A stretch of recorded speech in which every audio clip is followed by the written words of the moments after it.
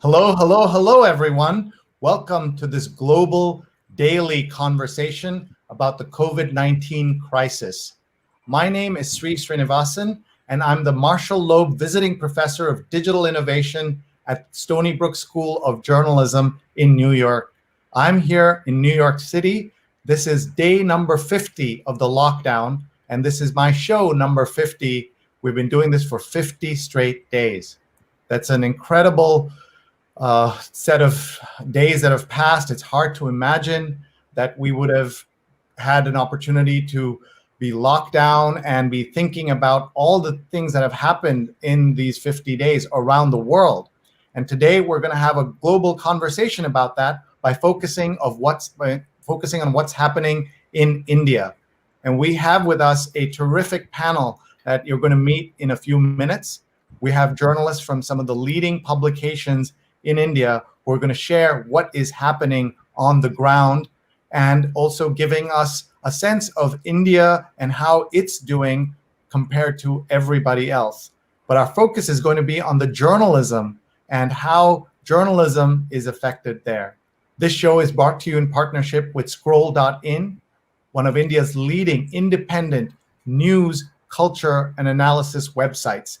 Please check out all their social and other content on Scroll.in and on YouTube and Facebook and Twitter. Right now, you can bring your friends and family into the show by hitting share, retweet, tagging them. We want as many people in the world to join us as possible. I'm going to ask our own panelists to make sure they find me on those platforms and share. Find Scroll.in and share so that all of us can be together for this important conversation. We also want to thank our sponsors.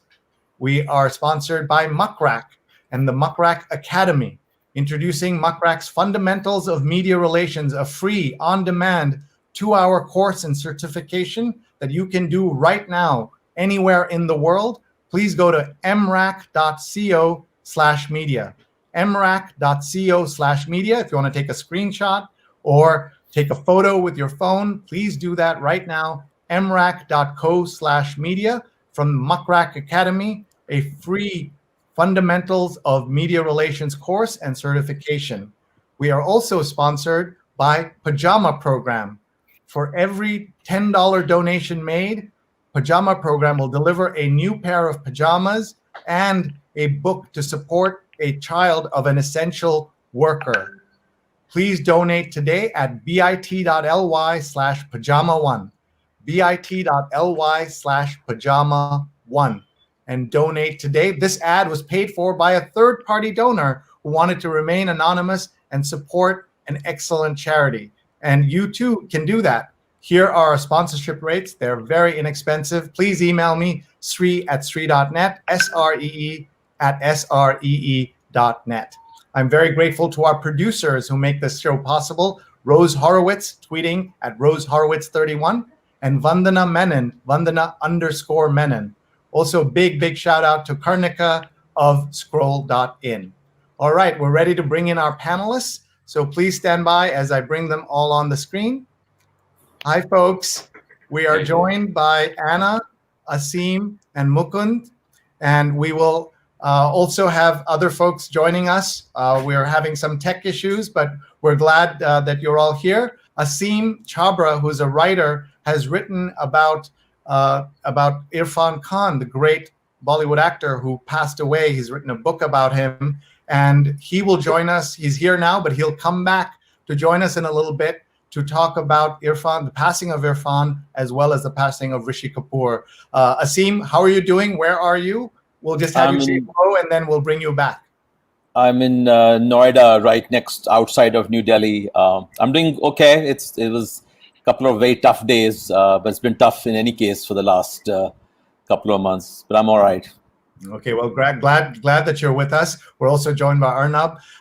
Thank you very much, Aseem. We'll have you come back. We're going to talk about journalism for the next half hour or so, 45 minutes, and you're going to come in and also talk about what's happening in Bollywood and the reaction to the deaths of both Irfan Khan as well as Rishi Kapoor. Thanks very much, Aseem. I'll see you guys later. Yeah, okay. All right. So let me ask each of our guests to introduce themselves and tell us about how they're doing before we get into how journalism is doing. So let's start with Anna Isaac. Anna, how are you? I'm good. I'm in Chennai at the moment. I actually live in Bangalore. I had come to visit my parents over a month ago, I think sometime in mid-March, and then managed to get stuck here. Thankfully, I guess some small mercies, I suppose. So I work with the News Minute. We're a South-based website, so we cover the South extensively. And so far the lockdown, we've been under lockdown for nearly 40 days now, and it's been hard. For reporters especially, but otherwise we're still putting out the news. We haven't run out of news, especially in India, especially in the South. So yeah. Okay, thank you. Let's go to Vasudevan Mukunth to say hello. Hi. Hi. How are you doing? Where are you? I'm doing fine. I'm based out of Bangalore. I work for The Wire. I edit the science section at The Wire. I don't think I actually have much to add to what Anna said in terms of there being a lot of work and and many of us are just powering through it at the moment. Like Anna mentioned, again, there's lots to do. So that's about it. Okay, terrific. Thank you. Let's go to Arunabh. Hi Shri, thanks for having me here. I'm actually in Guwahati, which has fortunately been one of the least affected states, bigger states in the country. As for me, my primary job is to report on Northeast India for Scroll. But then, there's just one story right now, I suppose. So yeah, I've been for the past month or so, I've tried educating myself on what's happening and try to report on the unfolding crisis. Yeah. But I guess. Well, thank you for being here. I want to say that for people who follow India, we don't often have a conversation about India that doesn't feature, at least right now, we don't have anybody from Delhi or Mumbai, and I think that's a good thing. We will have Aseem Chabbra joining us in a little bit to talk, maybe give us a little bit of the Delhi perspective. But here you have representatives of parts of India that often don't get seen, at least in the American press. And just very grateful to all of you for being here. Let's look at some of the comments that are coming in from around the world. Pradeep says hello, and Jonathan's watching from the East Village. Folks, tell us where you're watching from in the comments, and we'll bring your comments up on screen. Subra Jyoti says hello. Aloo Pakoda says hello. Incredible. I like that. Aloo Pakoda, if you don't speak Hindi, is potato and fritters, right? And Sudipta says, welcome. Phil Stevens says, good morning, Dean Sri. I used to be his dean. I used to be a professor at Columbia. That's how we know each other. Subrajyoti says, how long can we expect things before we can expect things to be normal? Anna, do you have a thought on that? Well, I mean, it depends on our definition of normal, right? So our lockdown is scheduled to end on May 3rd. So by May 4th, we will see some amount of lifting of restrictions, hopefully, depending on where you live and how many cases of COVID there are. I live in Chennai, and there are about over 900 cases at the moment. We just went through a full lockdown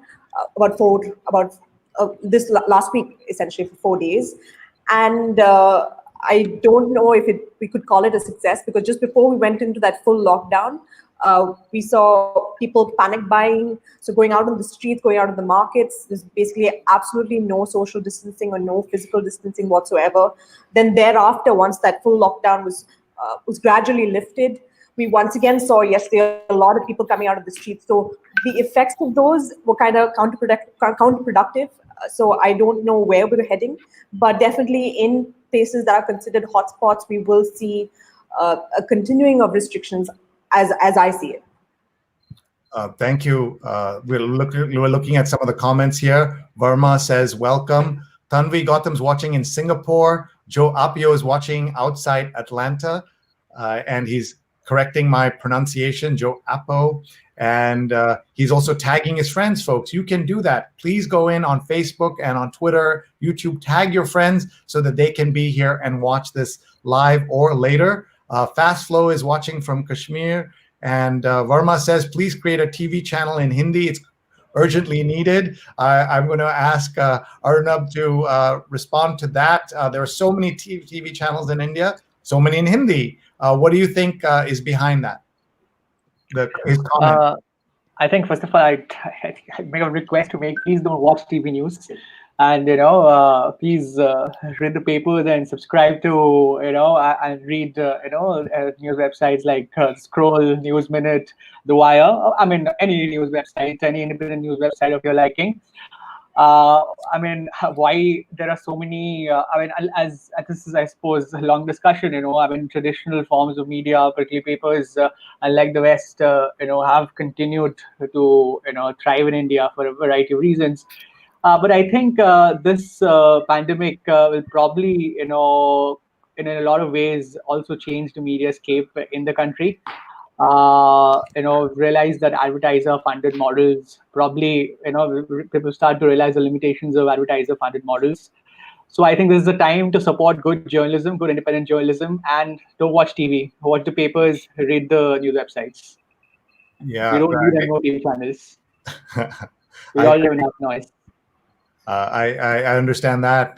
By the way, this is, we have 4 people on screen here. On a typical Indian screen, they're like 6, 8, and then lots of things going around all the time. It's very, very unusual for people who think some of American TV is loud and brash and ridiculous. When they watch Indian television, they'll really understand how crazy it can get. Let's look at some of the comments. Mohan is sending us a virtual hug. Thank you, Mohan. Tanvi is asking in Singapore if these are recorded. Yes, these are all recorded. They're on the Scroll YouTube channel. They're on my YouTube channel, Sreenet, Sreenet. This is day 50 of my shows. We've been doing 50 straight days, including every weekend day, because we believe this is important for us to have this kind of conversation. Let's get some more comments, and then we'll go to questions to our audience. Good morning from the East Coast. Joining from Connecticut, says our producer, Rose Horowitz 31, and Vandana Menon. They're both tweeting. My father is watching in Tirunanthapuram in Kerala, and so slightly further south than where these folks are. Thanks, Acha. Great to see you. And Rao's watching from Poland. Rao, thank you very much for your support of these shows and being here with us. Kanika says, great panel. Thank you, Kanika. And Rao says, greetings from Warsaw to your guests. And we have Mary Ellen watching from Rishikesh. So really, look at this, people from all over. Shashank is watching in Patna. Kanika is watching in Houston, Texas. And she is a doctor and will be joining our programming to help us get more doctors on our show, which we've been doing. Shashank says hello. Neeraj says hello. And Mary Ellen says, I'm a travel blogger in India and promote offbeat destinations.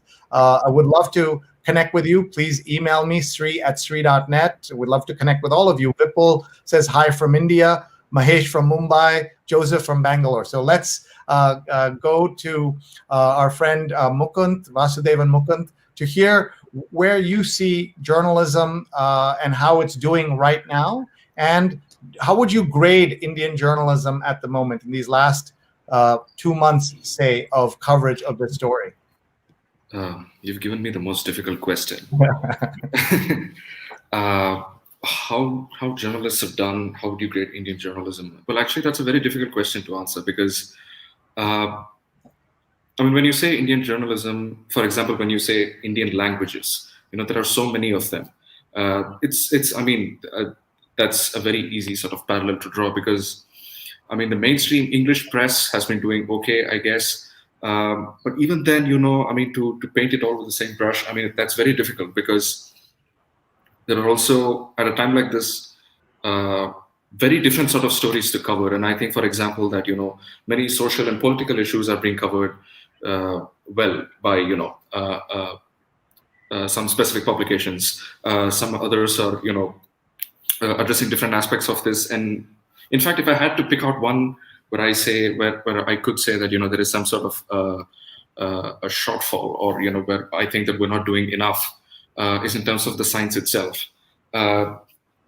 This is a crisis, the coronavirus outbreak, a large part of which is sort of rooted in health issues in science scientific issues, much like climate change or antimicrobial resistance or whatever. And a lot of journalists are doing a good job of covering how this particular outbreak has impacted our society and our economy and things like that. But there is actually very little that's sort of going into understanding how the virus really works, or how epidemiologists or virologists do what they do, or how for example, one easy example is this business of testing kits.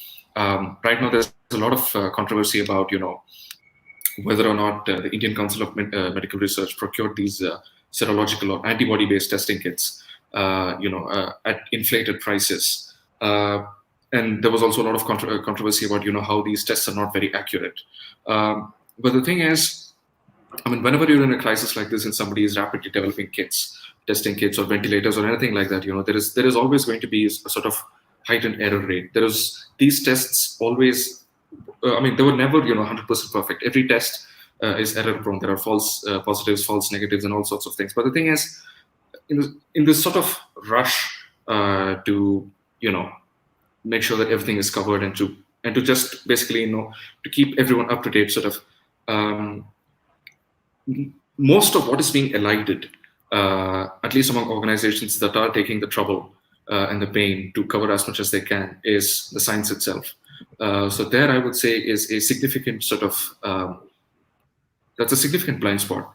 But on the positive side of it, now is also has been the sort of time where a lot of people there is sort of a heightened awareness of the need to sort of understand how science works.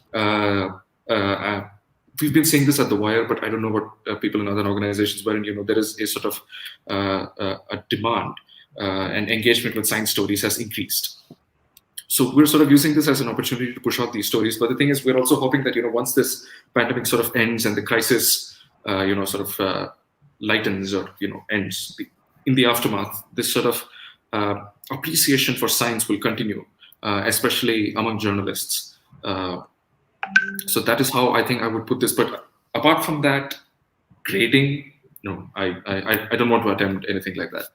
I understand, but thank you for that emphasis on science journalism. And you're a science writer. I want to give everyone your Twitter handle, which I love. #1 am nerd. I am nerd with the #1. You can see it on the screen right there. I love that, and thank you so much for sharing your views. Let's go to the northeast part of India, to the state of Assam, where Arunabh is with us. Arunabh Saikia. His Twitter handle is Saikia90, using the PSYCHIA90. Very creative Twitter handles here. Anna and I have the more boring ones, but we're going to get now Arunabh to just tell us about how the media has been doing so far, what he thinks of that. And also, I want to ask you, Arunabh, about the Northeast is typically not covered well, even in India. We said it's not covered well in America, what's happening in Northeastern India. But how is it, do you think, covered once you're there in India itself? Right. So the Northeast being not covered is an extremely old complaint, and which is to a large extent entirely true. But I suppose over the last year and a half, ever since the National Register of Citizens came into the news, in the Indian as well as the global press, a lot of people started writing on the NRC and its consequences.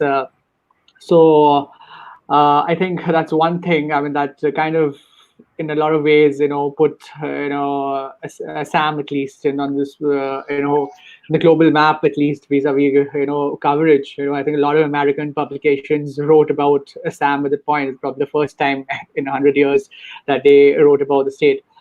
And I think I agree with Mukund when he says that I think one reason why Northeast is not covered, or even if it's covered, not covered well, is because Indian journalism does a lot of great things, but also doesn't invest in people who are in specialists, in people who are actually following the story. In the case of COVID, say it's science, but in the case of, say, Northeast India, people who've people who are actually invested in the Northeast India. So I suppose it's as COVID has shown, I think it's time the Indian media realized that it's important to have specialized information, and that the generalists are great, but you also need specialists, and the kind of coverage that we've seen in India this time is proof of that, because if you look at the American publications, particularly Atlantic, I've been very impressed by Atlantic science coverage.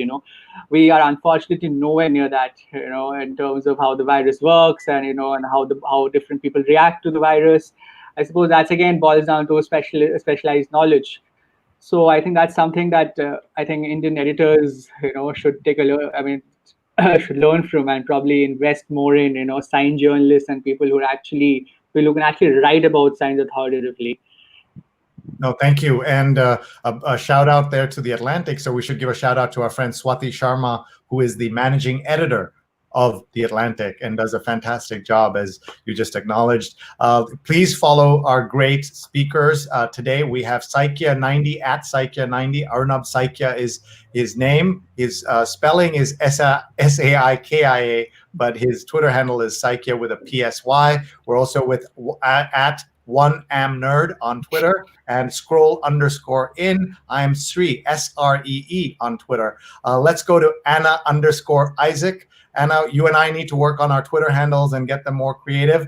Tell us, first react to what you've been hearing so far, and then tell us about the way the journalism scene is right now. Well, I agree. I mean, I was a television journalist, and so I can tell you that television journalists prioritizes generalists. And very few organizations, whether it's TV or other media organizations, that actually have specific beats, particularly with science. There are very few organizations in India that actually have a science, beat per se. I think Wire is obviously one, and Hindu, as far as I know. But of course, most organizations have a health beat. But with a pandemic like this, the Newsnet, for example, we're a very small organization. We're 40 people, and we do have a health beat, and we have a doctor who actually reports on the health beat. But it has been tough because obviously it's not one person who's taking all of that load. And understanding this pandemic requires, a lot of research, a lot of understanding. So it has been hard because we're also learning on the job, and because there's just so much of confusion. Arnab had pointed out that there was this great Atlantic piece that I read yesterday actually about why this pandemic is so confusing. Is because from the beginning, obviously it's novel coronavirus, and things have been changing, and our understanding of it has also been changing, and therefore it has been doubly difficult and challenging for us as journalists to put out that information. What we've also realized is that people have very short attention spans. People are reading less and less, and especially in a pandemic like this, people are turning to WhatsApp more, and that is that is really, really sadly unfortunate, because there's all kinds of fake news. So most of our efforts go into busting fake news, like coronavirus doesn't spread. I mean, doesn't you can't cure coronavirus by drinking a cup of tea or gargling and what other nonsense that's been spun on WhatsApp. So we're also learning on the job, and I think hopefully by the other end of this pandemic, we will, as media organizations, make more of an investment, as Arunabh and Mukunth have pointed out, in investing in science reporters who have an understanding of the beat. Thank you. And please follow Anna_Isaac on Twitter. If you're just joining us, we have a wonderful conversation with 3 journalists live from India. They are talking to us about what is happening in India right now and the media coverage. We're focused on the journalism and how the coverage has been evolving. We will be joined in a few minutes by Aseem Chabbra, who's an expert on Bollywood and entertainment writing, to focus a little bit on the conversation on what's happening in Delhi, but also on the deaths of 2 legendary Indian actors, Irfan Khan and Rishi Kapoor. So let's remind everyone that we would love to hear where you're from and also share your feedback. Please email us, Sree@Sree.net, SREE@SREE.net, and please follow these folks on on their Twitter channels. Let me just see who's watching. We'll get some more greetings in here. We have Pradeep watching from Pune, Priestley watching from Atlanta, and Feroz is watching, says hello. Steph from Adelaide, Australia. How cool is that? We've got people from all over the world. We have Sudipta says West Bengal Sundarbans. And my father, who's watching in Kerala, retired ambassador T.P. Srinivasan, who has his own TV show where he talks at AsiaNet on international affairs, says, today's news is that the guest workers from Kerala will start returning to their homes today by train. And that's going to be a big thing because Kerala has workers all over the world. And of course, the train is for India. But it'd be interesting to see how that goes. Shashank says tests are going slow. And we have a greeting here from Habib. Thank you so much. Phil says, I'm in Jersey City, pretty normal. We've always lived outside, shouting over backyard fences and gabbing in front of the Coptic church. We're just in masks now, shouting across the street. Joe says, will COVID-19 help subscription-led media business, more people staying at home and consuming content, or affect it adversely? That's an interesting question. We'll come back to that. Tim Sohn is watching from Pennsylvania. Hi, Tim. And Nidhi is in South Orange, New Jersey. Nidhi is a wonderful supporter of the show, as is Tim. And we have just greetings coming in from all over, questions from all over. We're going to bring them all, as many of them as we can in the next few minutes. I did want to show Mukunth, who is our science expert, the science of journalism. And the journalism of science has been, in fact, one of the things I've seen, Mukunth, is the emphasis on visual journalism and data visualization. And we've seen this famous chart that everybody knows from the Financial Times that looks at plotting the coronavirus cases and the peaking, without getting into how accurate every single dot is on the screen. Mukunth, what is your reaction to the value of this kind of journalism? And for folks who haven't seen this before or not noticed it in a while, look at Australia is that blue line at the bottom, China is the yellow line, and the US is at the top. You can see the curves are flattening, but in America, it's flattening at a very high range, and that's one of the issues. So we're going to Vasudevan Mukunth, who is a science writer, to get his thoughts. Go ahead. Okay. So, the value of charts like this has been great. But the thing is, there are lots of charts like this out there right now that basically, sort of contrasting or projecting different data points. Just a few days ago, we published a piece with something like 60 charts talking about the different kinds of testing, different rates of testing and positivity that's happening in all of India's states and stuff like that. But the thing is, the problem with these charts, there is a problem, and that needs to be acknowledged, which is that, it sort of hyper focuses the conversation on the data itself. And the problem with that is that, with a lot of reporting in India, with a lot of the journalism that's coming on this COVID-19 crisis, is that ground realities are being missed. And while data journalism is very important, especially in terms of bringing sense to the numbers, and there are a lot of numbers. So data journalism is definitely important, but what it has been doing, not just now, but for a while, is that it has been distracting from ground stories. Because I very recently watched this short clip on Twitter about how, I think it was Allahabad, where a bunch of people were crowded at a quarantine center. They were fighting for food because there was very little food available. And, I suspect they were daily wage laborers or something like that. And, they were not making enough.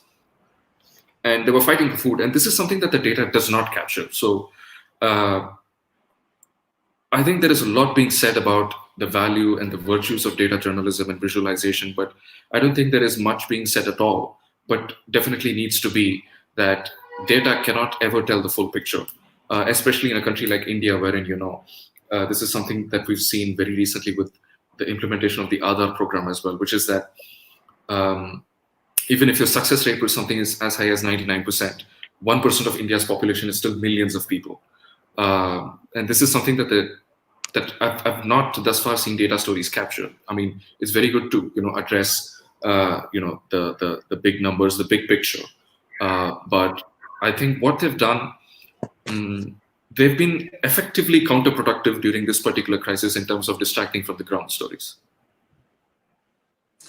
Thank you. You published in thewire.in a set of books for people to read during the pandemic, and you recommended Dune. Tell us about the selection and also the selection. I think it's very interesting. People can see on the screen. This is what is called lockdown reading. 10 books the Wire staff recommends, and we had books, so many different books. But you recommended Dune by Frank Herbert. I mean, Dune to me was an obvious choice for two reasons. One is that, the Dune setting is on a planet where you already see life in extremes, especially with the tribe of the Fremen, who play an important role in the plot. And what really stayed with me about that book was a sort of mystic environmentalism, basically talking about how man and nature are connected. And the book explores this in a sort of very long-winded way, but that's something that we're seeing a lot of these days in terms of talking about zoonosis, viruses that jump from animals to humans. There is a lot of conversation about killing bats because they host so many coronaviruses, or viruses in general. And all of that is rubbish. And, we are very deeply responsible for this crisis that we've brought on ourselves in many ways. And this also sort of alludes to what Anna mentioned earlier, which is that, what do you mean by normal? Yes, life probably will return to normal, especially in India's green zones next week. But the thing is, once this ends, there is still climate change and antimicrobial resistance and environmental degradation, all those sorts of things still facing us that will bring on more epidemics and pandemics. So there is also in the writing that we've published, there are right now, happily, a lot more scientists who are coming forward and writing, especially ecologists, who are talking about this concept called One Health, where you talk about health, not just in terms of your body or your immediate environment, but also in terms of your wider environment, where you live, how you interact with your animals, ecosystem, at the ecosystem level. So Dune, I think, is a very good example of sci-fi that really captures that. And Dune is also special because it's sci-fi, and it's a sci-fi fantasy, very nice to escape from our present reality, because they're both like and unlike. And the third reason Dune is special is because the movie is coming out later this year, the adaptation. So it's good. Great. That's our guest at OneAmNerd. He is advertising his nerdiness. I love that. That's Vasudevan Mukunth from thewire.in. I'm going to turn to our two other guests and give them a chance if they have a book recommendation. I feel like we're in a fictional movie or a dystopia that we've been watching, here in New York. When we go out to walk the dog, as my wife has done now, it feels like something's going to kill us. We don't know what it is, but we try to be as safe as we possibly can. Let's also go through some of the comments. We have so many comments coming in, folks. We're so gratifying to see all these comments. Thank you for posting your questions and your comments. Manoj says hello. Raja says, how are other countries dealing with this? Steph says, when will the call center staff be able to get back to work? For travel in India, says Mary Ellen, please follow blogs. Please do give out everybody can give their Twitter handle, their Instagram, their Facebook, so that people can connect. That'll be nice. Let me go to our colleague Arunabh, who is in Guwahati in Assam. He's with Scroll. And we had a question about, with such a big population, is it okay to open lockdown in a phased manner? How will students in colleges follow such social distancing? How is that possible? First of all, the lockdown in India is obviously the largest, by a fair margin, and it's also probably the most stringent on paper. But it's already been a pretty leaky lockdown, primarily due to bad planning by the government. We've seen migrant workers spill out the streets because they weren't given any notice, and they were stuck a lot of occasions without food and without money. So I'm not very sure. I don't think that schools and colleges are going to open anytime soon, even in the country's green zones. So I think it'll obviously be a staggered exit, but I'm highly, I don't really think schools and colleges are wishing students and kids go back to schools anytime soon. So yeah, but obviously, I guess for a state like for Assam, for example, the population of over 30 million, but we have 11 live cases at the moment, right? So I'm sure states like that will go back to some kind of normalcy. For example, state government offices are already functioning here. But I don't think schools and colleges are going to be back to normal, anytime soon, and immediately, at least in our country. I mean, and that's something that we should be prepared for, for at least a month or two now. Sure, I understand. We're looking at one of your stories in Scroll. Tell us what this story was about, Arunabh. Yeah, this is the same story that Mukund was referring to some time back. So this was some major. So basically, this came to light when the Delhi High Court. Basically, this is a fight between two companies. Two companies that went to court. One company took another company to court. That's when it came to light that India, the ICMR was buying kits. At an extremely inflated rate. I mean, the price difference between what the importer was getting it from China and what the price at which ICMR was buying is 140% markup. So essentially, whereas so as it turned out, as we investigated, it turned out that the ICMR, there were some major flaws in the ICMR's quotation invitation document. They let one of the ground rules of medical purchase, it seems, which we got after speaking to a lot of former government health officials and public health experts, is that you deal directly with manufacturers and not middlemen. And in this case, this is exactly, ICMR did exactly the opposite. So it so happens that the company that ICMR actually signed a deal with to supply, rapid kits and serological rapid kits, was the Delhi sub-distributor of the All India distributor of the importer, which got it from another Chinese company. So pretty much three layers in between. So that's what the story was about. It's a basic fundamental error in purchasing that the ICMR committed.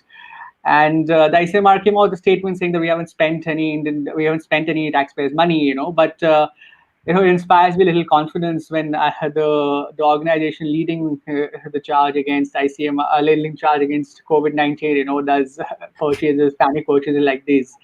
So, I mean, I think one reason for that is that, ICMR is a research organization and it's not supposed to be doing such large-scale procurements at all in the first place. There are ministry nodal bodies for that. So it's probably also a case of, people learning on the job. It's a crisis. It's an unprecedented situation. So yeah, it was almost comical. The method that ICMR brought the kids through. So that was what the story was about.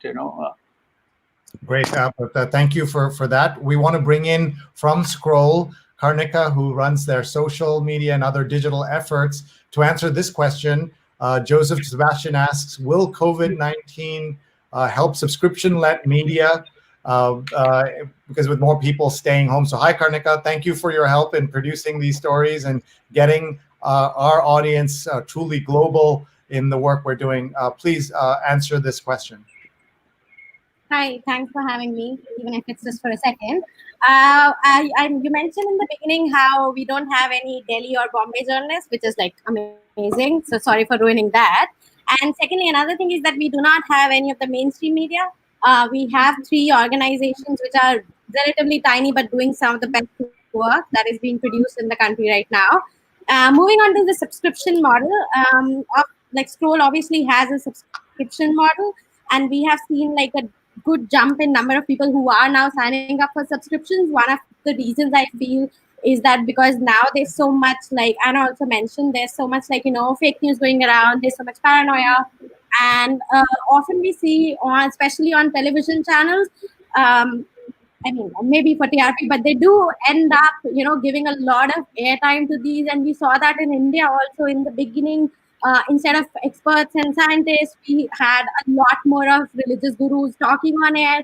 And I mean, there's nothing wrong with them talking on air, but them, suggesting what would be an alternative to a vaccine and all of that. So I think now people see through that, and they value good journalism more. Another example of that is like people do end up paying when they see good quality reportage. We have seen that we recently launched a reporting fund, which we use just to promote, just for our ground reports. Sending out reporters, and even like not during like the pandemic is like is really expensive. So we have seen great response, and that is the same thing I've heard all across in different media organizations. I'm sure Mukunth can also add to that. Wire also runs on donations. So yeah, so we hope that there will be more of it. There have been layoffs all across the media sector, not just in India, but also across the world. And the advertising model, which media has relied on for as long as we can remember, is not really working out well for multiple reasons. So I think this is a good chance for people to sign up for media organizations that are doing great work. And I think Mukund wants to join. We want to make sure that Karnika, that everybody understands how they can support Scroll, and I'll ask each of the other organizations also what they are doing and how people can support independent journalism in India. So go ahead and remind us how they can do that, please. Yeah. So if you're an Indian citizen, please contribute to our reporting fund. You can decide how much you want to. Just go to scroll.in/contribute. I'm going to repeat it, scroll.in/contribute.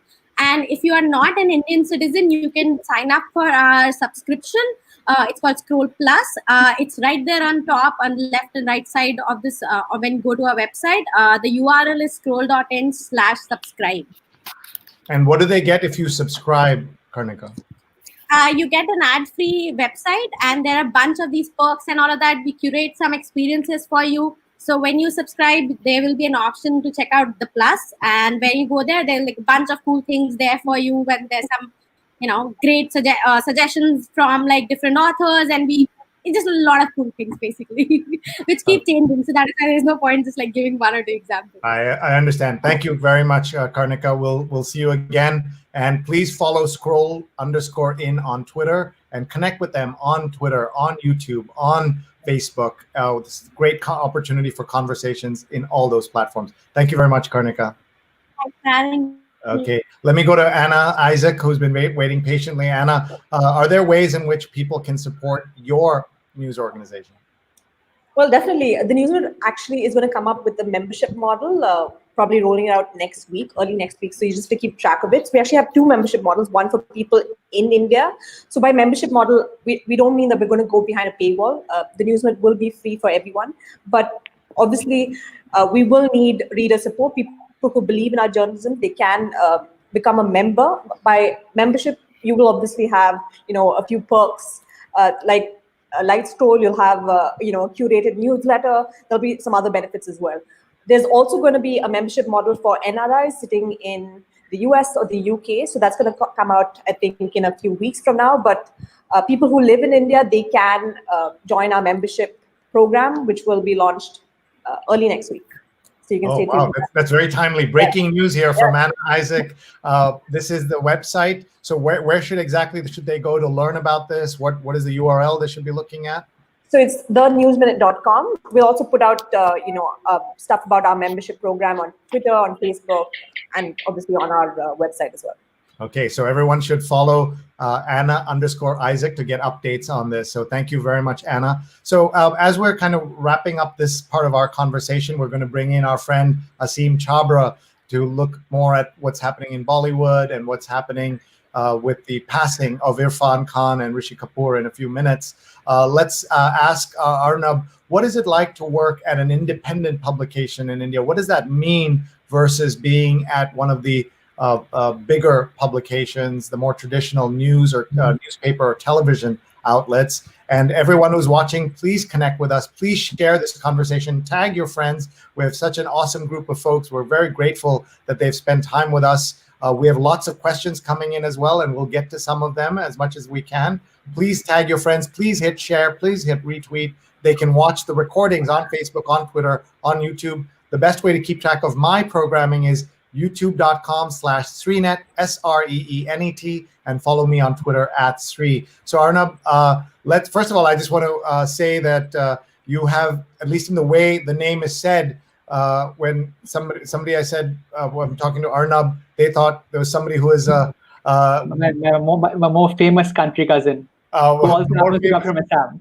That's right. He's also from Assam. So who would have thought one of the most famous, infamous journalists in India is going to be from Assam?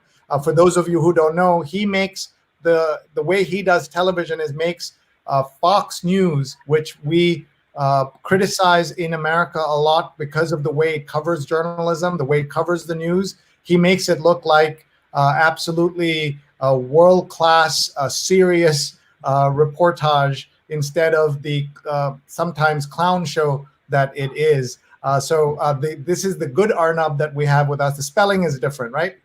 Yeah, it is. There's a U in there. So tell us about working for Scroll. Yeah, so I've been a journalist for more than 7 years now, and I've been fortunate to have worked for almost 6 of those years with independent news organizations at Scroll. One of my first jobs was at another Indian independent news portal called newslaundry.com, which is also a subscription-based model. So the difference is significant compared to working at a bigger media house, which is reliant on, which is almost completely reliant on advertisements. I'm sure organizations which are which depend on ads for their sustenance and survival also do great journalism, but there are limitations that the ad-funded models have invariably, and it's no one's fault, but that's what the system is. There are people against whom you can't run stories because there would be repercussions and it affects your survival. I think I don't think I can. I don't think I'd ever want to go back to working with an organization which is not independent. I think independent newsrooms actually let journalists do what their job is. Hold. Stay true to the power. And I don't think I'd have it any other way. I don't think I want to work at an completely ad-funded news organization. And that's why Scroll has these opportunities for people to subscribe and support it in different ways. Yeah, so let's wrap up. Yeah, sorry. Too much because as I was telling a friend, and and it happened to in fact write on my Facebook too that with the good wishes are great, but they're not, but they don't sustain good journalism. So please subscribe and contribute to Scroll's reporting fund, and contribute to any news organization that you think is doing good work. It doesn't have to be Scroll. Any news organization that you think is doing good work. Yeah, thank you. I think that's a great thing to think about. Anna, what does your research tell you about people in India willing to pay for news? There's a question in America as well. What has your research told you? Well, so we are still not going to go behind a paywall. So we haven't, launched our membership model yet, but, hopefully there are a number of organizations where people have, especially, organizations like Wire that run on donations, News Laundry as well. So there is obviously, people do have faith in these organizations and they trust them, which is why they are donating to them. So we're also hoping, obviously, that they see value in our website and that they will donate. Just to give you a background of what the newslet is, we cover only the South, and the reason that our founder and editor-in-chief Danya, she used to be a television journalist, and she realized, and so did I, that there is no space for the South, just like there's no space for the Northeast in national news channels. For example, a death in Chennai versus a death in Delhi. The death in Delhi will get a lot more coverage than death in Chennai. So this is something that we've realized, during our career in television journalism for the longest time. And that is why we realized that there is an audience for English audience in the South. There is some research that says that 40% of your English-speaking audience or English-viewing audience lives in the South, but except your national media tends to completely ignore or bypass the South, which is why the Newsminute was born. So we're hoping, and I've seen the growth. I've been here for 4 years, actually today, and I've realized that I've seen the way the organization has grown. We've grown from, a couple of million people when I joined 4 years ago to over 13 million unique visitors, this month. So it has been, it's been a long journey, and we've seen people who have put faith in us, and hopefully, people will put faith in us to become a member as well. Yeah, I certainly hope they will do that. Thank you very much. We're going to wrap up here. We're going to look at some comments, and I'm going to ask each of you for a final thought. But I'm going to incorporate, and if you can, incorporate some of the questions that I'm going to read here. Mark asks, he's watching from Durham, North Carolina. He says, in your careers, what have been your favorite stories to cover? We have people watching from all over. Nafis says, does the Indian government have the budget to provide financial stimulus to help with this crisis? Please tell me when the mainstream media will be unbiased is one of the questions that has come in. One of the suggestions from Zari is I've been reading Octavia Butler's dystopian science fiction, which I have used in my drawing classes, Zari. So I know Mukund will definitely know that. And we're just seeing comments from so many people. Amirudhan says, that Mukund has made a valid point on data and ground reality. Steve Taylor is watching from Philadelphia. Steve is part of my awesome team that does great work taking events and making them virtual, making these kind of shows. If you're watching and you want a show like this that's global, contact us. Sri@sri.net is my email address. And we're having multiple shows today. It's our 50th day of shows out of New York. This is 50 days of lockdown. And I'm just so grateful to everyone who's been watching and supporting us and sharing your comments. And Sonali's watching from LA. LA, it is 5 a.m. in LA, and she's not even 5 a.m. yet, and she's been watching from 4:30 a.m. in California. So this tells us we've got people watching California at 5:30, and we've got people all the way in East Asia watching as well. So, and I see folks in Hong Kong and other places. Ankit says, I think government tests less COVID patients than they should. So you're seeing all these comments here from Allahabad and other places. So let's get final thoughts from each of you. We'll start with Anna and then go to Mukund, and then we'll end with Arunabh. So please, Anna, final thoughts. And if you want to incorporate any of these comments or reflect on any of these comments, we'll be very grateful. All right, so we're at the fag end of this nationwide lockdown, and just to answer the question that you asked me at the beginning of this program was when can normal life return? And normal life as we know it probably won't return for a while. I'm not going to hazard a guess as to when. Maybe it'll be months, maybe a year, maybe more than that. But what we do know is that we do have to change the way that we've been living and working and all of that. We'll have to wear masks, we'll have to wear gloves, we'll have to, basically we'll have to figure out that, the way that we were operating so far has to change. So, yes, it will, of course, we can't have a one-size-fits-all approach. I think that's obviously not going to be a solution. So we'll have to figure out, depending on where we live, like I had mentioned earlier, so if you happen to live in a green zone, then there will obviously be some amount of restrictions that are lifted. If you live in a red zone like I do, then I'm going to be in my house for at least a few more weeks now. So, but yes, I think normal life as we know it is not going to return for a while. Yeah. So thank you so much, everyone. Please follow Anna Isaac. She is on Twitter. She's Anna_Isaac from the News Minute. Thank you very much, Mukund. Over to you for your final thoughts.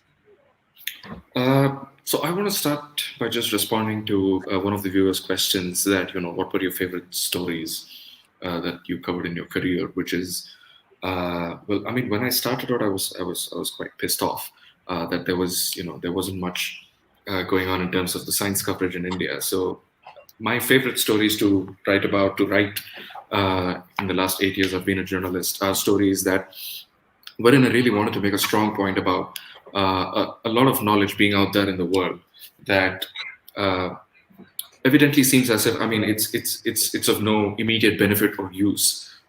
So I mean, that's how I really started being a science journalist. I mean, my forte is writing about high energy physics and astrophysics and stuff like that. So those are the stories that I've really enjoyed covering, and that's the sort of thing that's also lacking currently at the moment, and that's the sort of coverage of the science news that we wanted to bring into the pandemic. And at this point, I should say that The Wire is also sort of striking out and trying to build what we hope will be the country's first fully reader-funded independent science news website, which we launched in February, science.thewire.in.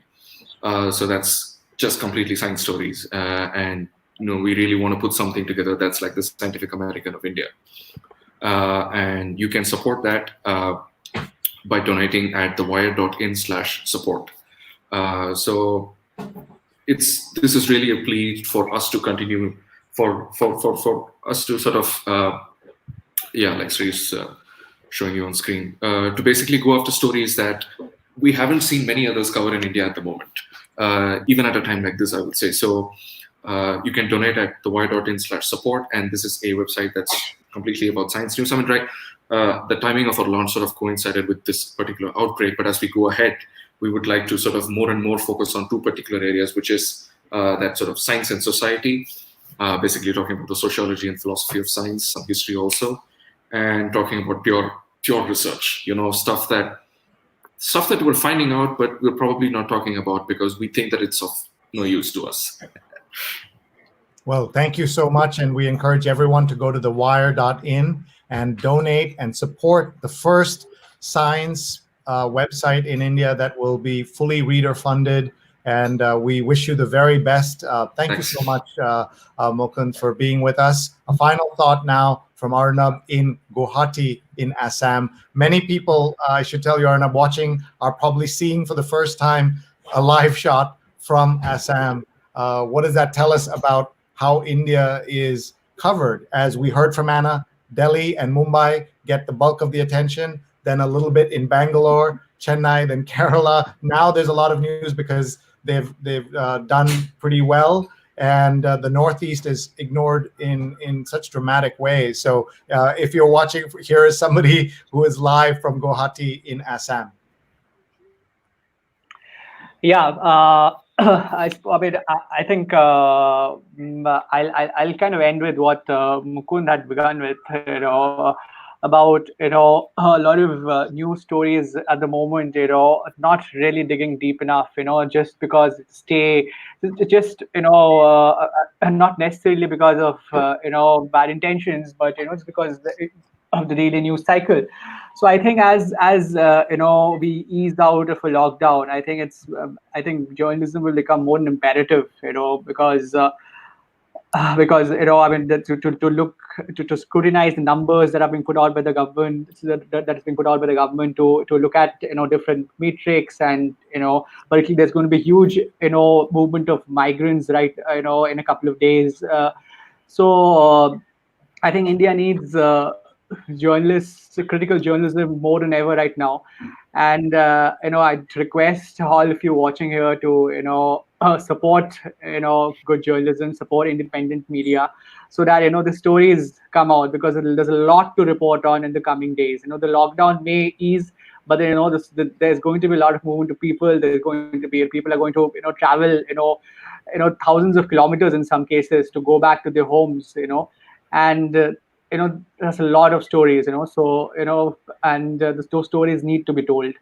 And I think I hope viewers who are listening in would contribute to news organizations who have tried telling those stories. Thank you so much. I just want to read a couple of comments and then we'll let you folks go. Tutan says, nice to listen to you. Thanks a lot.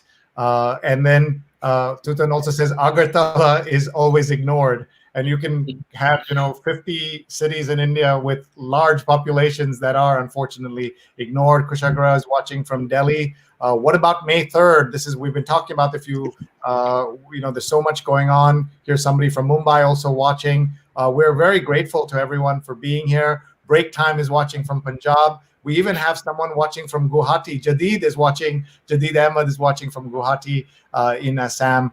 Thank you so much to all of you for being here. I'm just going to thank each of them and give everybody their Twitter handles and then let them go. Anna Isaac, thank you very much for being here. She's Anna_Isaac. Very grateful to you, Anna.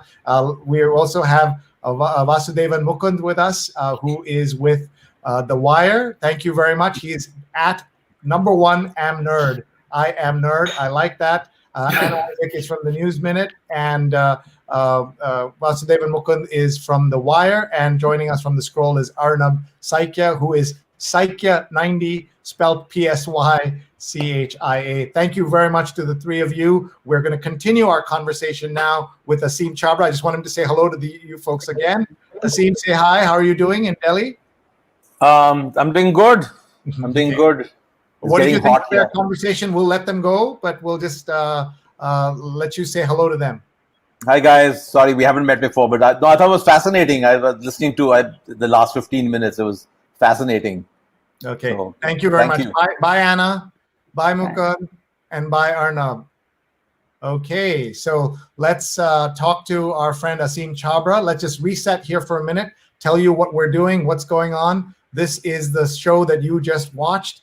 A terrific conversation about journalism in India with Arunabh Saikia, who is from Scroll. We had Anna Isaac from the News Minute, and we had Vasudevan Mukunth from The Wire. We were also hoping to get Tabassum from Indian Express. Last minute reporting assignment came up. We hope to have her on a future show. But this is one of just 2 shows today because this is the 50th day of this lockdown in New York and the 50th straight day we've been on the air bringing you stories from around the world. We've been to Sri Lanka, we've been to Italy, we've been around the world, and we have a show tonight to celebrate and to mark the 50th day of this. So we did the morning show at 7 a.m. in New York. It's now 8 a.m. And we also are doing a 9 p.m. show, which will be 6:30 a.m. in India. We're calling it Open Mic, Open Camera. Everybody is welcome to come on and talk to us, share with us what's happening, how they've been feeling, and we're just absolutely delighted. It'll be very early in India, but it'll be 9 p.m. here in New York City. Please email me, be in touch. Sree@sree.net is my email, sree@sree.net. I am just so grateful to everyone who has supported us all these days, and we're on 50 straight days. I have to tell you that part of what I'm celebrating amid all this tragedy is just making it to this point. We've had so much death, so much carnage in a way that's nonviolent, where in some people use the word culling to describe the 1918 pandemic, the Spanish flu. And that's sort of what you're seeing here.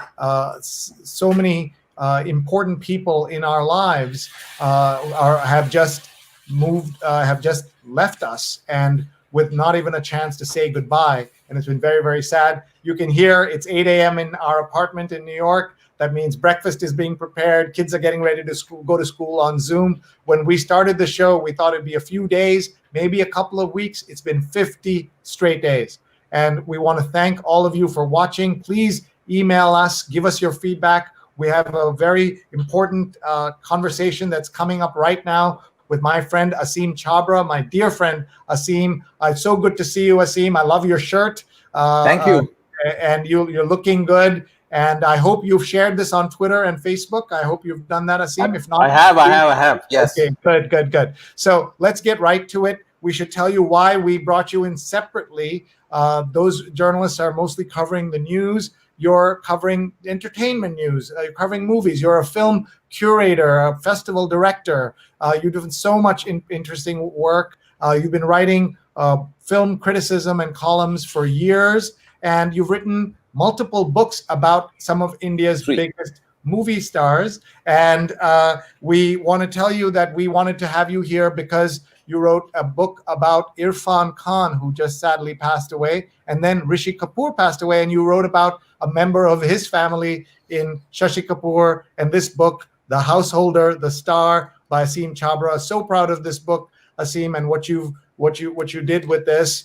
I've not had a chance to read the Irfan book yet, but I of course look forward to seeing it. I did look in the table of contents here in the index, and you mentioned in the Shashi Kapoor book 2 Rishi Kapoor movies that are in here, right? Kabhi Kabhi and Dusra Aadmi and Duniya Meri Jab Mein and Sadhana. And Duniya. So 3 movies that Rishi Kapoor is mentioned in here in the book on Shashi Kapoor. Maybe you'll start by just explaining the family lineage of all of these people. So the Kapoor family is, I'm sure most of your listeners, a lot of your listeners right now are from India, because it's 5:45 in the afternoon, and they all know what I'm talking about. The Kapoor family is one of the most best known film families in the Hindi film industry. The gentleman on whom I wrote the book, Shashi Kapoor, his father, Prithvi Raj Kapoor, was the sort of this doyen of Indian cinema, ran a theatre company before independence through the 50s. And he had 3 sons, Raj Kapoor, Shammi Kapoor, and Shashi was the youngest. Raj Kapoor had 3 sons and some daughters. Raj Kapoor's second son, number 2, Rishi Kapoor, really sadly died yesterday. He had leukemia. He was only 67 years old.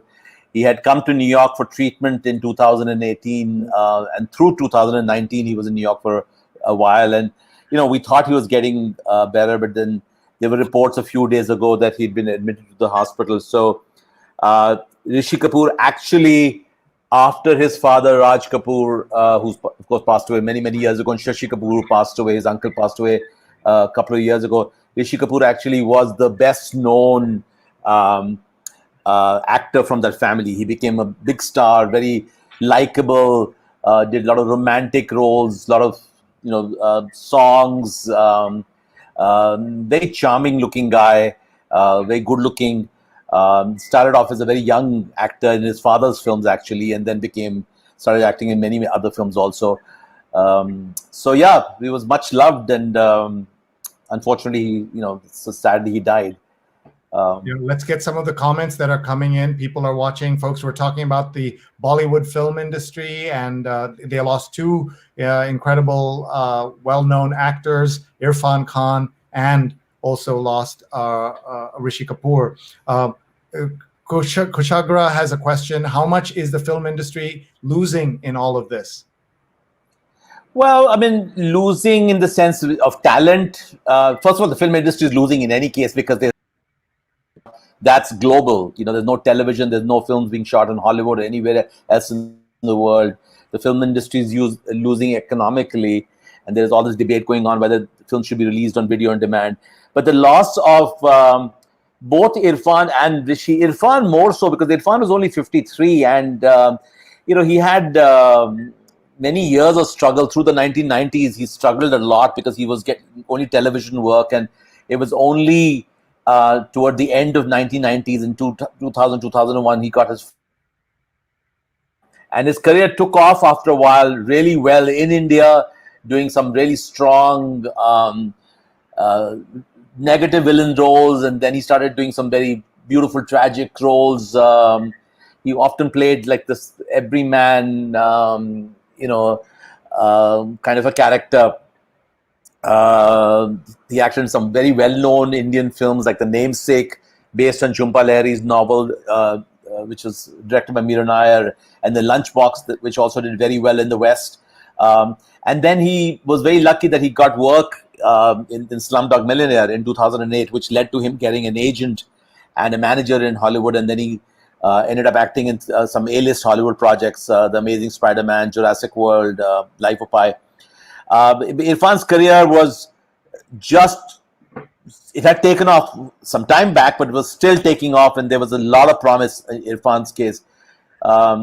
Rishi, on the other hand, had a very different sort of a career. Rishi's been acting in films since the 1970s, when he was a teenager, and then as he became an adult, young adult, and when he was older, started getting different roles. Rishi had sort of redefined the kind of work that he does now, that he was getting in recent years, where he was getting older character roles, but he was there were very deeper roles. There was a lot of work, there was solid characters that he was playing.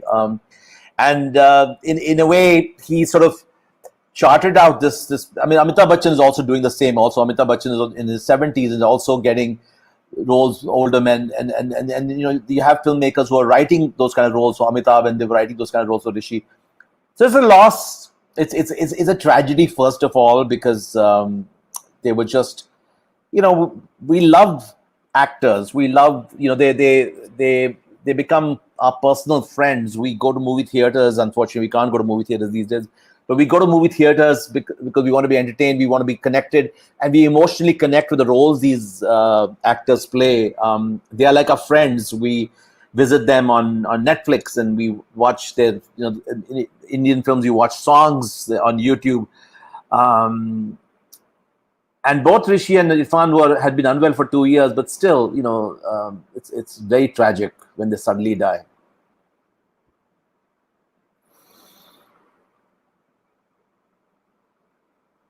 Shri, did I lose you?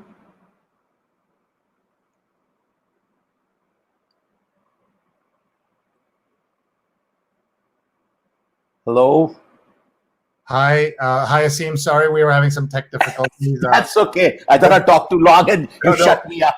We just said, okay, we're going to kick you out of the studio. Thank you so much. Look at people joining us from Singapore and around the world. Mary Ellen, who's a travel blogger in India, writes, she's in Rishikesh right now. And I know her, yes. Aseem, yes. What movie would you recommend for each, Irfan and Rishi, to foreigners who don't know their work? Well, Irfan, actually, a lot of foreigners would know his work. So, I mean, first of all, if you look at a couple of his key Indian films, Namesake, Lunchbox, there's a film called Pan Singh Tomar. Pan Singh Tomar is definitely on Netflix. Lunchbox may be on Netflix in India. I'm not sure if Namesake is streaming anywhere right now. And Irfan was in Life of Pi. I mean, he has a very, very important role in Life of Pi. He ties up the premise and the whole story towards the end, because he plays the adult Pi. Rishi Kapoor's films on Netflix, there's a film called Kapoor and Sons where he plays the role of a grandfather, and it's a larger story about his son and wife and their two sons. It's quite close to reality, rather well done. You know, it's a Bollywood film. They break into songs, and but it's much more realistic in terms of the issues that are discussed, and the characters are much more believable. You recognize, you believe them. That's Rishi Kapoor's one of his recent films, which I liked a lot. His second film, which his father directed, a film called Bobby, which I'm sure Shri you've seen. I think people should really see Bobby for how charming and romantic Rishi Kapoor was. And there was this young actress at that time, Dimple Kapadia. I think she was 16 or 17 when she acted with him. That's a real Bollywood film. But just as two actors, they had so much chemistry and charm on the screen. It's another well-made Bollywood film. No, absolutely. And not only do I know Bobby, I recommend it to everybody to see Bobby. And it's a story of that young girl named Bobby in the film, played by Dimple Kapadia. But I'm going to show you a photograph of my family with this unusual connection to the Kapoor family, because my father was in the Indian Foreign Service as a diplomat in multiple countries where we lived. These Bollywood stars would come, and often they would want to eat Indian food, meet the local community, and they would do that through the Indian embassy. And so in Moscow in the 70s, 75, 76, 77, we were in Moscow, and we would have Raj Kapoor in our home, which is kind of, it's like, for an American, it's like having Clint Eastwood and Tom Hanks, because Shashi Kapoor would be in our house. Folks like that. We had a young actor who came to visit one day, and he was calling my mother Didi, or elder sister, and he had just come into a big role, and people had he caught people's attention. That was Mithun Chakravarti, who is now, has been a veteran actor. So that just tells you how things change. So I'm going to show you a photo of something that happened when I was 16 years old. We were in Fiji in 1986, and I'm going to show you a photograph that of a time and a moment that I will never forget. And here we go on the screen. We're just going to pull off the comments that we're looking at here. And this is from Fiji in 1986. And you can see On the right is Rishi Kapoor, and behind Rishi Kapoor is Prem Chopra, Prem Chopra, yes. Prem Chopra, the very famous villain in a lot of films, and that's my mother in the blue sari on the right, and my father looking very young. He was already an ambassador and looking much younger than I am now. And then next to him is one of the actresses who came with us, the deputy ambassador, the deputy prime minister of Fiji is next to her, and then on the extreme right is Dimple Kapadia. So imagine being 16 years old and meeting all these people, having, of course, met versions of these folks when I was much younger in Moscow as a young kid.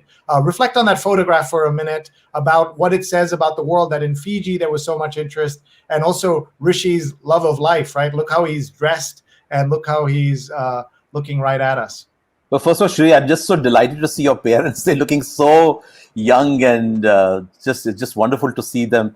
Fiji has a very large Indian population. You will be able to tell me what percentage of Fiji's population is of more than Indian 50% origin. at peak, yeah. Yes, and it's the same way in the Caribbean, in Trinidad and Jamaica and some of the other countries where the Indian migrant laborers were taken there more than a century ago by British colonizers, and Fiji was one such story. And their biggest connection to India has remained the Hindi film in the film industry, basically. I mean, food, of course, and culture and religion and, festivals like Diwali and Holi, all of that stays. But yeah, they stay connected to the Hindi cinema. And the Indian film industry is also banked on population of immigrants, outside India, also in Africa, in East Africa, in South Africa. The US and UK became much later as markets for Indian films. But yeah, PG was always a big sort of a stopover for, I guess, Bollywood stars. And I guess if Rishi and Dimple are there, they must have obviously come to promote. I would imagine they came to promote Bobby, but it could be later. The 10th anniversary. It was hi Aseem. It was the 10th anniversary of Bobby that they were, because it was 1986, and we had sold out shows all over Fiji. We got to travel. Neetu Singh was there as well, and the family. Because of the Kapoor connection, they were there as well. But this was an amazing moment. I'm going to show you another photograph that I think will surprise people. This was Fiji, December 86. This is that same lunch. Only Indians can imagine how 16-year-old me was feeling as I took this shot of Dimple Kapadia eating lunch in my parents' home in Suva, Fiji. I didn't need a camera to remember every second of that afternoon, but I'm glad I have this photo sent by my dad at Sriniv on Twitter. Please follow him, SREENIV, and I'm SREE. And this is Chabs, Aseem Chabbra on Twitter. And how's Dimple doing, by the way? Aseem, can you hear me? Yeah, I can hear you. Yeah. I was looking at Dimple, and so obviously, she looks older than when she was 16 years old herself when she acted in Bobby, and then she got married. So she was in her mid to late 20s at that.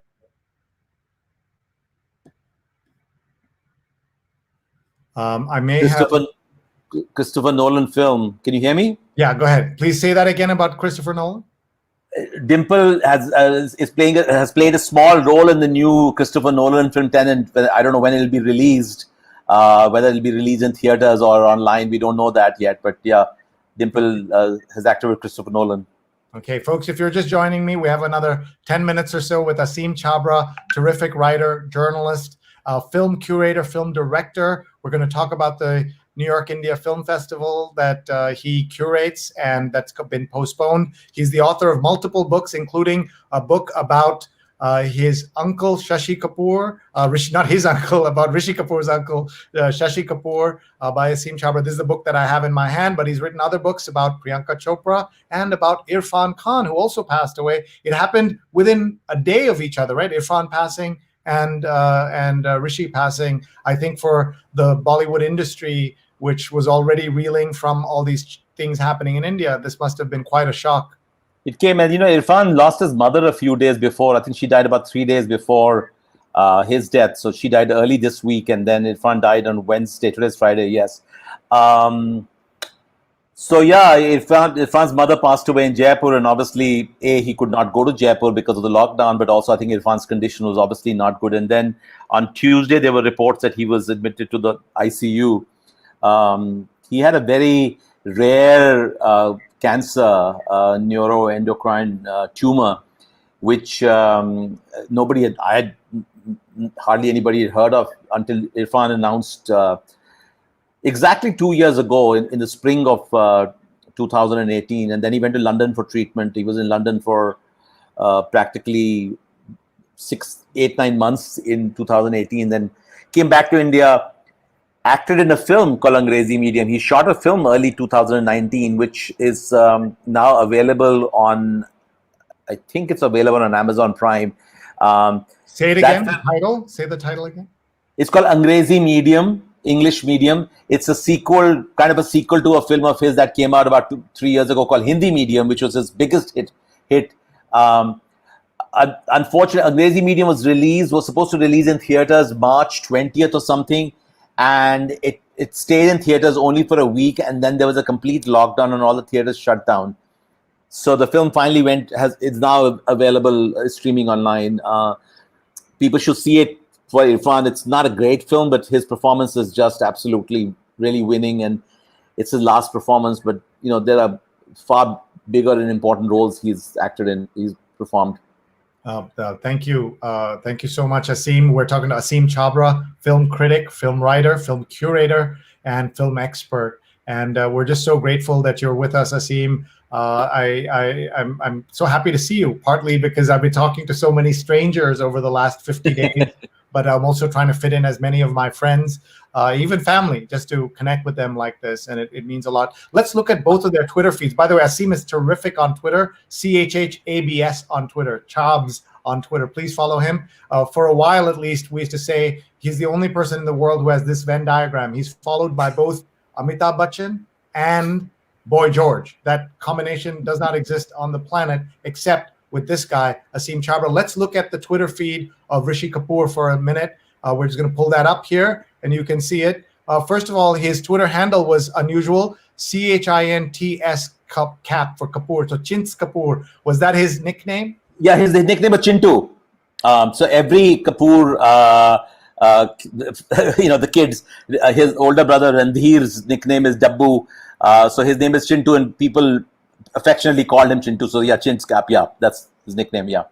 Yeah, and so let's look at his feed because it shows you how much he was loved. 3.5 million people following him, and here, this was his final tweet done on April 2nd, an appeal to all brothers and sisters from all social status and faiths. Please don't resort to violence, stone throwing, or lynching. Doctors, nurses, medics, policemen are endangering their lives to save you.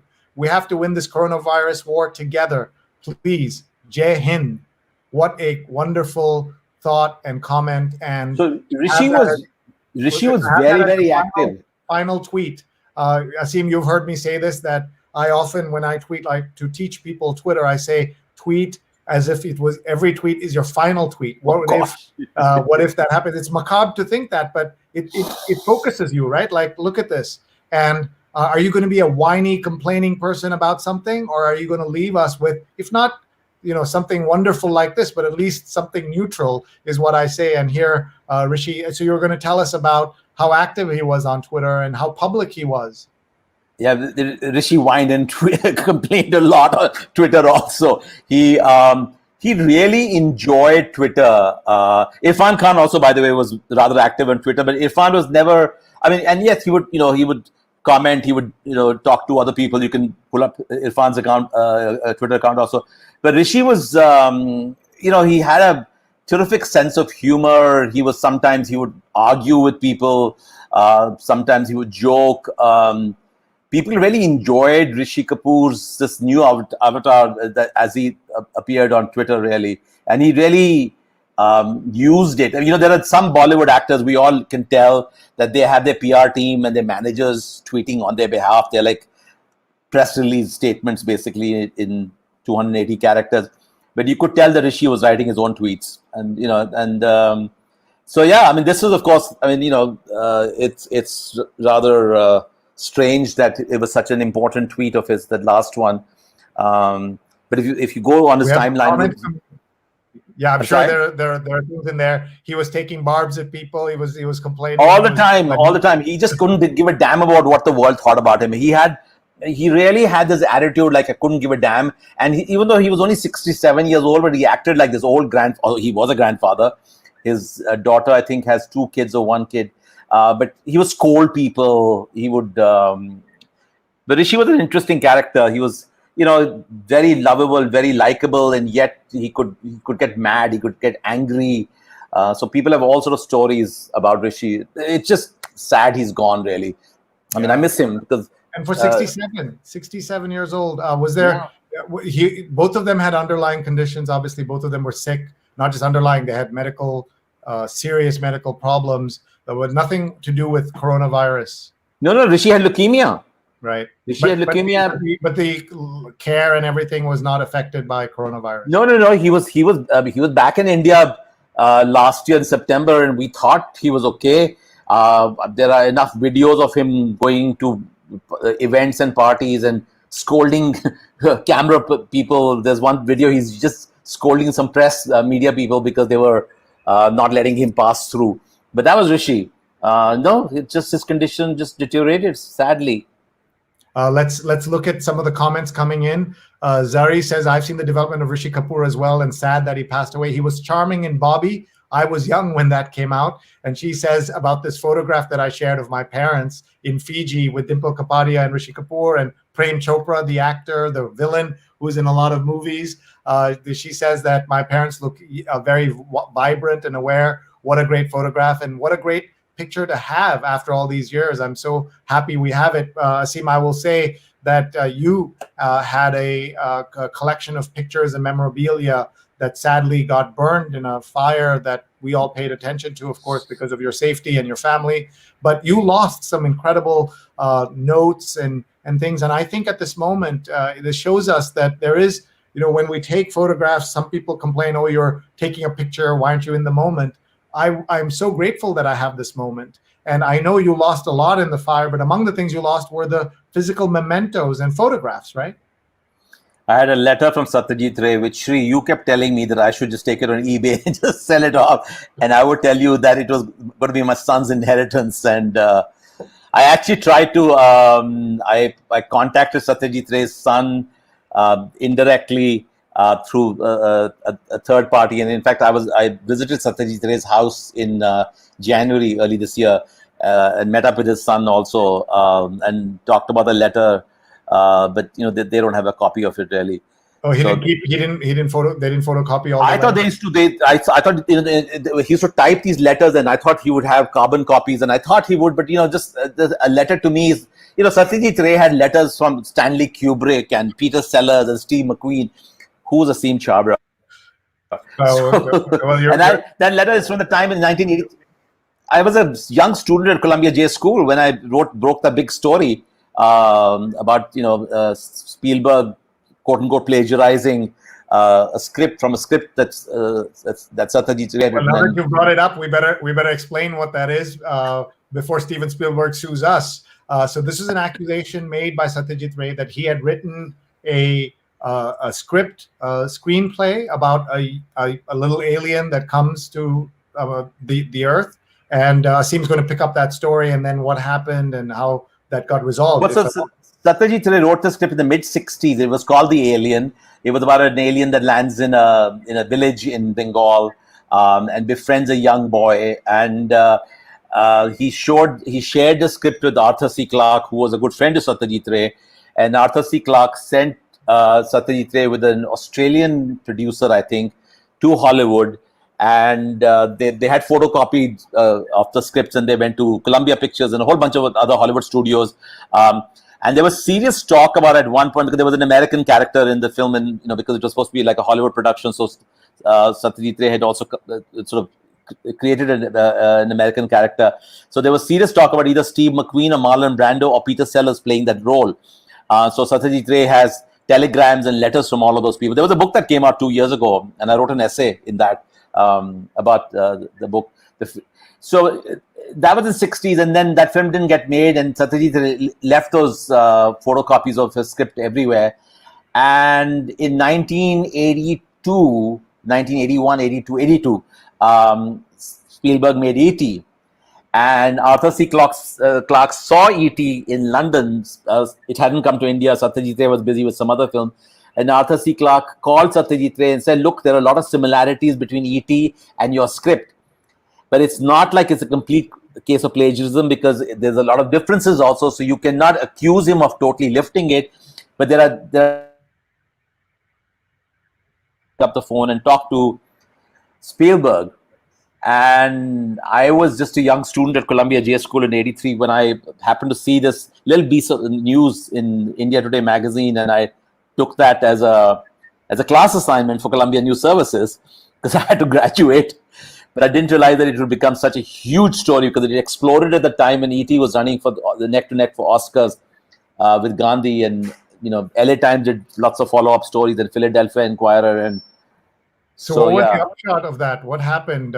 Nothing came out of it. Nothing came out of it. Satyajit Ray got really upset with me, because he thought that my story had sort of given him a kind of a reputation that he was not looking for. He didn't expect this kind of, he was not a sort of a gossipy kind of a controversial kind of a guy. So I think that was his biggest issue with and that letter he sent me basically said that. But the good thing that came out of it was, hello? Yeah. Did I lose you? No, sorry. No, you're here. You're here. Yeah. The good thing that came out of that was that in 1992, the Oscar ceremony was in February or March. Ismail Merchant and James Ivory worked very closely with Martin Scorsese and Steven Spielberg to get Satyajit Ray an honorary Oscar, because his films had never won an Oscar. And by the time the Oscar arrived, Satyajit Ray was in bed because he was in a heart condition, and he died a few years later. So I guess Spielberg, of course, knew about the controversy, but I guess they made peace with, and Ray also made peace with them. He accepted the Oscars. So. No, that's great. Vandana is talking about one of our producers, Vandana Menon, says, I love the last shot of Irfan in Angrezi medium, sitting in the back of a car, yes, looking out the window, yes, hopeful. And Vandana is one of our two terrific producers who makes these shows possible. Vandana Menon _Menon on Twitter, and Rose Horowitz 31. As we wrap up here, it's already, we've been on the air for an hour and a half, Aseem. I want you to just tell me about life in India. You are a New Yorker who goes back and forth. You did go to spend time in India, but you would have been back with us celebrating just this past weekend the New York India International Film Festival, India Film Festival, the oldest Indian film festival in North America. You've been curating it for so many years as festival director. You're showing independent films and bringing us great stories, bringing us great shows, great actors and actresses who would do talkbacks. It was one of the highlights of the film calendar here in New York, and certainly for the South Asian community. And we're missing you here, Aseem. Well, we had to make that. We actually made a decision, I think early March, that it looked like things were going to get worse in New York. So we had to postpone the festival. Even now, we don't know how we'll do it. We're sort of thinking about perhaps taking it in online, which many other larger festivals are also doing. So we had to do that. But I also had some personal health issues. I had a back surgery. So I was in India in bed, resting when this coronavirus situation broke out. And then suddenly there was a lockdown. And now that my back is fine, I can't leave India because the airports are shut. And Shri, I miss India. I miss New York a lot, but New York sounds very scary. I mean, it's a lot safer here in India, at least now. And that's one of the things that is surprising a lot of people, because health outcomes in India, sadly, are not as good as they typically are in the West. And now you're seeing that New York has become the epicenter. New York has become kind of the worst place to be. 40% of our building has left, have just moved on and gone off to other places, and that tells you something. We also want to say that for my wife Rupa, who you know so well, the way that this Corona story really caught her attention and came home in a big way was the death of our friend Floyd Cardoz, the amazing chef and who had pioneered Indian cooking in kind of high-end fusion Indian cooking in America. And he changed, as I said on NDTV that day, not just the Indian food scene in America. He also changed the American food scene in America by making it much more friendly to Indian food. He won Top Chef Masters, and he made upma, if you remember, as the final dish. And he was just such a great part of the New York Indian community. Yeah, Floyd was just he was a lovely guy and great chef, and that wonderful restaurant he ran in New York, Tabla. And I actually wrote a piece after he passed away. It was devastating. That's when it came right close to home, really, that somebody one had known for so long had died. It's this virus is terrifying. We don't know where we're going to go with it also. And that's what's so scary for so many of us. And you remember America is friendly, I think, to new ideas in culture, food, and things like that. You've seen that in cinema as well. But we saw they really took to the way Floyd worked and his food and his cooking. Yes, I think that was quite amazing the way he did that. I'm just showing you the tweet I sent out the day that he passed. And the last thing that I had said with him was that we would do an event together to do for social media. And there's us at Bombay Shirt Company. I'm actually wearing a Bombay shirt. They sponsor a lot of my work. And we were together at the Bombay Shirt Company store. And next thing you know, he's passed away. And just so sad because he's such a high energy, wonderful person. And to see him gone was shocking. And therefore, I think a lot more people paid attention to this, both in India and here, as a result of someone so young, so vibrant. He was older than me, but didn't look it. He was almost 60, but he looked and felt like he was much, much younger. And the other thing that I'll also mention is that, Aseem, you've been such a great supporter of SAJA, the South Asian Journalists Association. You were a board member. You helped get us started and supported us in every way for 25 years. If you remember, we used to do things like this during big stories out of India, including the tsunami. We did it out of America for 9/11, but really the Mumbai attacks. And you remember that 72-hour period when the attacks were going on in Mumbai in 2008. Right. You came on the show multiple times. You helped us bring so many great guests, and Floyd was a guest. Reflecting on the great Taj Mahal Hotel in Mumbai, how he had trained in that hotel, and how the staff and workers did so much to save the customers, and why it meant to them, what it meant to them. It got made into a movie. How did that movie do? What was your thoughts on that movie that they made with Dave Patel and Anupam So Kher and that like movie is streaming on Amazon Prime, Hotel Mumbai. The reviews were good. I had issues with the movie. I mean, it works very well as a thriller. It's very, very gripping, and I watched it on a big screen at the Toronto Film Festival. It was a world premiere. I just had a hard time watching something that was so close to home, although I'm not from Mumbai, but being an Indian of Indian origin, really, I found that that story didn't seem to be something that I wanted to be entertained about. I mean, after all, films are supposed to entertain. It did good business, and it's been good business for Dev. His career has taken off, really. So yeah, it's called Hotel Mumbai. It's streaming, I think, on Amazon Prime.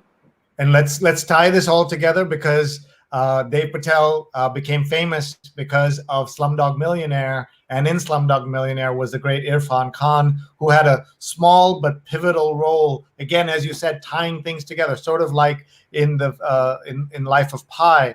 And we want to show Irfan Khan's Twitter feed to all of you, because he also was really good on Twitter and really popular on Twitter. He was Irfan Khan with 2 R's, and this is his feed. And look at that photograph of him. I don't know what he's doing. He's in a window.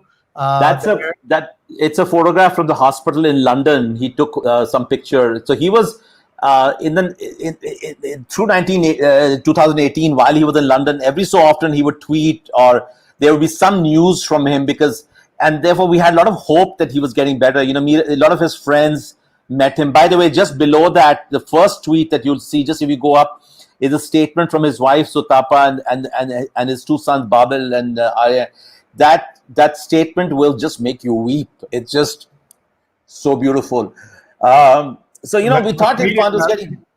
Do you mind if we read that? That's 83,000 likes on it, 19,000 retweets. It's only 4 hours. Already, yes. It's also on Facebook. If people go to Irfan Khan, it's also on Sutapa's Facebook page. But on Twitter, people can read this. It's very moving, and she basically talks about. I mean, she realizes that it's a loss for the whole community. It's like, all of us were a part of the family. And what she learned from Irfan, I can't talk more about it. It's there. People should read it, really. All right. I'm going to try to read a little bit of it. Aseem, I won't ask you to read it. Yeah. How can I write? This is his wife, Sutapa, writing with their sons, Babil and Ayan. If you're just joining us, this is a conversation with Aseem Chabbra, the great Aseem Chabbra, a wonderful friend of ours who is in Delhi right now under lockdown. And he is with us as we talk about the deaths of Irfan Khan and Rishi Kapoor. And Sutapa, the wife of Irfan Khan, writes, "How can I write this as a family statement when the whole world is taking it as a personal loss? How can I begin to feel alone when millions are grieving with us at this moment? I want to assure everyone that this is not a loss, it is a gain. It's a gain of the things he taught us and how we shall finally begin to truly implement it and evolve. Yet I want to try to fill in the things that people don't already know. It's unbelievable for us, but I would put it in Irfan's words, it's magical, whether he is there or not there. And that's what he loved. He never loved one-dimensional reality. The only thing I have a grudge against him is he has spoiled me for life. His strive for perfection doesn't let me settle for ordinary in anything. There was a rhythm which he always saw in everything, even in cacophony and chaos. So I have learned to sing and dance to the music of that rhythm, even with my tone-deaf voice and my two left feet. Funnily, our life was a master class in acting. So when the dramatic entry of the uninvited guests happened, I had by then learned to see harmony in the cacophony. The doctor's reports were like scripts, which I wanted to perfect. So I never miss any detail that he sought for in his performance. We met some amazing people in this journey, and the list is endless, but there are some that I have to mention, including our oncology. It goes on. I am tearing up here. I know, it's beautiful. Partly because I'm also thinking of our friends who we've lost. Our colleague Brahm Kanchibotla, yes, our colleague. I've had, Aseem, as I think I mentioned to you, at least 4 people who have been to our house or we've been to their house who've passed away from COVID-19 over the last, we've known them for a long time. And it hit home in a way that even 9/11, which is just out our window and your window, that same number for 9/11 was 0, even though we live in New York. We know people who escaped. We know people who died, etc. But that just tells you the extent of this carnage. As we said, carnage without violence, but it is violent in the way it's been taking away loved ones of so many people. And then the economic damage also, Aseem, you've not been back to New York since it started, but to think of a country where 40% of Americans didn't have enough money to go to a funeral, unexpected funeral across the country. That means they couldn't afford $500 out of, a surprise $500 expense, 40%. This is supposed to be the greatest country on earth. Now, today, 25 million people are unemployed. Just imagine what that's going to do to this country and what it's going to do to and affect so many people, including now villains are coming in like Stephen Miller and others, using this as an excuse to go after immigrants and close down immigration that has brought to America a lot. And America has been so friendly and open to you and me and all of us, yes, people. And so all of this is very emotional for me. I just want to say thank you for being a friend for so many. Shri, thank you very much. By the way, Shri, I'm so happy to see your studio. It's a living room that I know very well. You were with us last in November or December. You were December. November, December. I was here. And we had a party, of course, for you, and Right. you came over, and this is what people like you and me miss, right? The connection, the physical connection is important. We are trying to be socially close but physically distant, and it's hard for us to do that. So let me leave you with give you a chance to give us a final thought, and then we'll say goodbye. Yeah, life is so unpredictable and so sad. I mean, we all have to sort of go one day, really. But when because I've spent so much of my life, loving movies. We all love movies, but writing about movie stars, and I had got to know quite well professionally. They were not close friends, both Rishi and Irfan. But it feels like I've lost two friends in the last 2 days, and I'm not the only one. Millions of Indians and other people around the world are feeling that. It's just, why would I start to cry for a movie actor, really? I mean, at the end of the day, he was not related to me in any which way, but their death just impacts you so much, the loss. So, but we have to continue, hopefully things will get better. Hopefully this virus will, somehow things will improve. I just wanted to say that, we also, movies are really important now, right? That's an escape for people. It's always an escape, but the way people are watching Netflix and YouTube and Facebook and all of this stuff and Hulu and all of this is important to them. Manjula gives us a thumbs up. Rajendra sends us good vibes. Baisakhi says, love Chobs. That's awesome. And Ashok Sharma says, happy 50th episode, 50 straight days of this lockdown. Rose Horowitz says, what a beautiful sentiment from his wife. Wow. Zeddy, our friend Zeddy Emmons, who's watching, says, now I'm crying. Zeddy is amazing. We need to have her on a conversation. Tutan says, I'm so sorry, Sri. Mark says, moving conversation. How can I tell you, can tell how much this guest means to you. Aseem Pradnya says, can't believe I missed this. Love you both. Thank you both. And Pradnya says, hey, Aseem. So on this note, we are going to go. Aseem, I do want to say to you that I use you as an example. Once I mentioned that Aseem Chabbra gets to watch movies for a living, and somebody said he's so lucky. And I said, there's no luck about it. Of course, there's a little luck. But you spent, decades of earning that, right? Experience, expertise, research, studying, watching a lot of terrible movies. In order to know the good movies from the bad. And expertise matters in a world where everyone's a film critic, everyone's a journalism critic, everyone's a writer, everyone's a photographer. Expertise matters. And this is Aseem's example. It's fantastic. This is his book, one of 3 books he's written. That's my Irfan book, by the way. Yes, please show that. I'm sorry that we didn't show it properly. Yeah. Let's give it a full frame here. Irfan, the man, the dreamer, the star, an accomplished actor, one of the biggest stars, says Ang Lee, director of Life of Pi. What an incredible movie and book.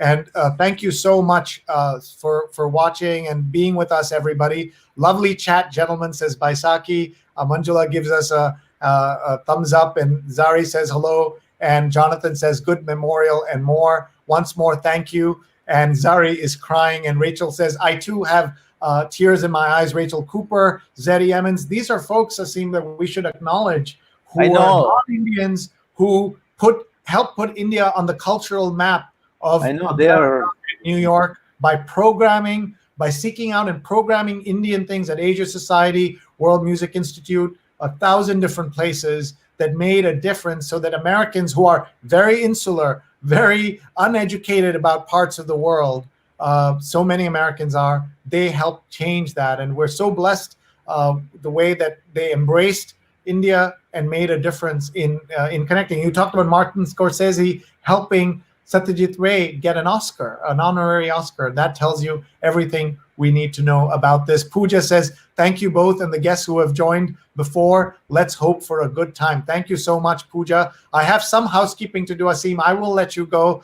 Okay, thank you very much, Sri. Aseem Chabbra, Chobs on Twitter. I can't wait to have you back in our apartment for a party. I would love to. I really want to, yeah. And to go out eating, because food is an important part of your life. You're a And I've got to say, at this moment, I also am thinking of our friend Arthur Pius, who was both a foodie and a film critic. a movie More than a buff buff, yeah. who passed away 4 years ago and Yeah. was just a great supporter of both of us. So thank you, Aseem. We'll see you soon. Thank you. Take care. Good luck and stay safe. Bye-bye. Thank you. That's Aseem Chabbra of Chubbs, @Chubbs on Twitter. Please buy his book, Irfan Khan. What a great story that we were able to tell, and the connection to his wife.